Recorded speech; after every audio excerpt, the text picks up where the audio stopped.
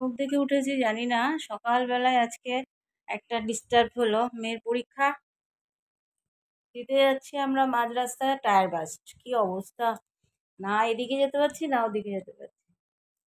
তো ও এবার আমি তো অনেকটা দূর দৌড় মানে তাড়াহুড়ো করে যেতে পারছি না, এদিকে মেয়েরও তো দেরি হয়ে যাচ্ছে, বাস এসে যাচ্ছে, ভয় লাগছে প্রচণ্ডভাবে। মানে মাঝ রাস্তায় একদম টায়ারটা বাস্ট হয়েছে।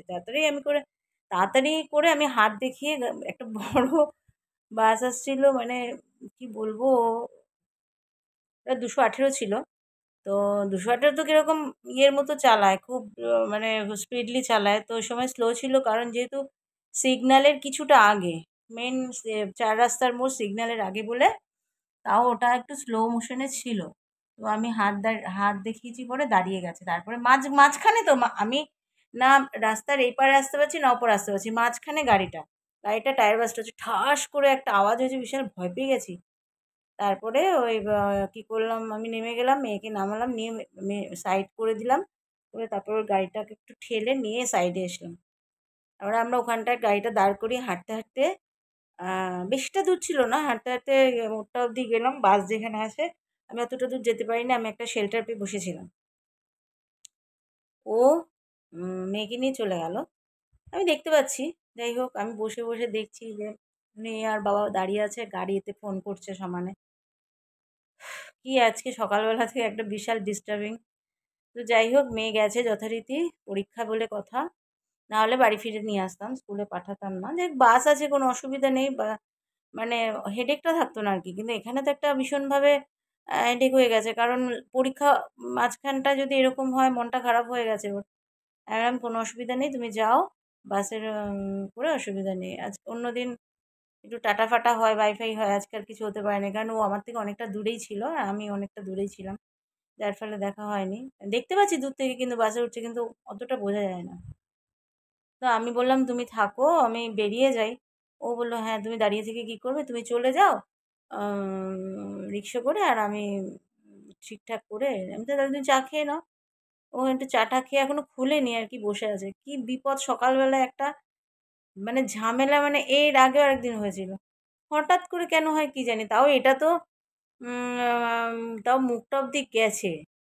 আর ওই দিন আরেকদিন ছিল যেটা একদম মানে মাঝ রাস্তায়, সে তখন না, মানে মেন রোডেও উঠিনি, যে আমি অটোতে যাব মেন রোডেও উঠিনি, ভেতরের রাস্তাটাতে ছিল।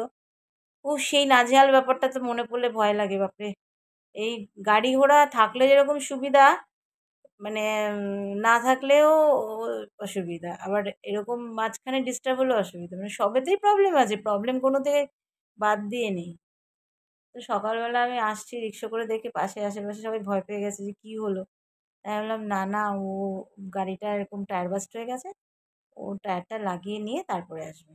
এই হচ্ছে ব্যাপার। সকালবেলাটা আজকে মানে ডিস্টার্ব হয়ে গেলাম, মনটা খারাপ হয়ে গেল যে সকাল সকাল। যাক গিয়ে, এগুলো তো সবসময় মাথাতে নিয়েই চলতে হবে, অসুবিধা সুবিধা। ঠিক আছে, চলো। সবথেকে বড় কথা, তো প্রথমেই বলতে ভুলে গেছি যে good morning, very good morning, একদম নাইস গুড মর্নিং। সকালটা nice good morning, nice good morning, মানে কেন যে এরকম হয় আমি বুঝতে পারি না। এটাও আগে কাল রাত্রিবেলা যখন এসছে, ও বেরিয়েছিল, একটু আড্ডা দিতে বেরিয়েছিল, তখন কিন্তু বুঝতে পারেনি যে এটার এই পরিস্থিতি, তাহলে ও ঠিক করে নিয়ে আসতো। কারণ সকালবেলা প্রচণ্ড মানে ভাইটাল হয়ে যায় আমাদের গাড়িটা, মানে আমরা যেই জায়গায় থাকি না, রিক্সা না কিচ্ছু, কিছু পাওয়া যাবে না। তো সেটাকে ডাকতে গেলে তারও টাইম লাগবে, মানে যেই টাইমটায় আমরা বেরোই সেই টাইমটা যদি গাড়ি কিছু হয়, ব্যাস ওর স্কুল গেল। তারপরে সে আবার ওলা টোলা বুক করে যেতে হবে, এই হচ্ছে ব্যাপার। তো চলো টাটা, পরে আবার কথা হচ্ছে, বাই বাই।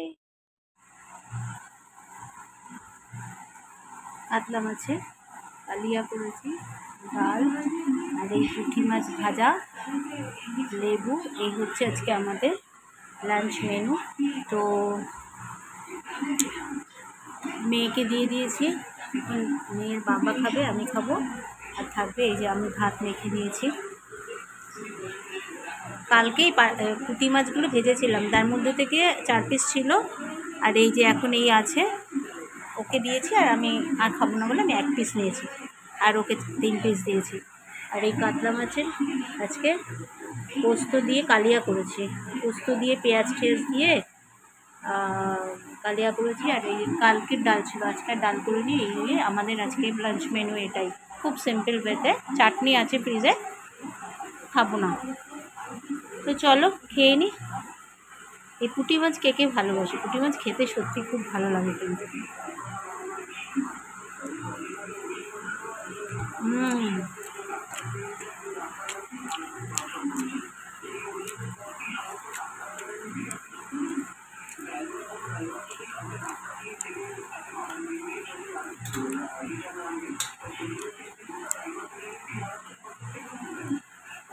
পুঁটি মাছগুলো ছোটো ঠিকই, কিন্তু খুব টেস্টি। ডালের সাথে লেবু দিয়ে মুসুরির ডাল হালকা পাতলা করে, আর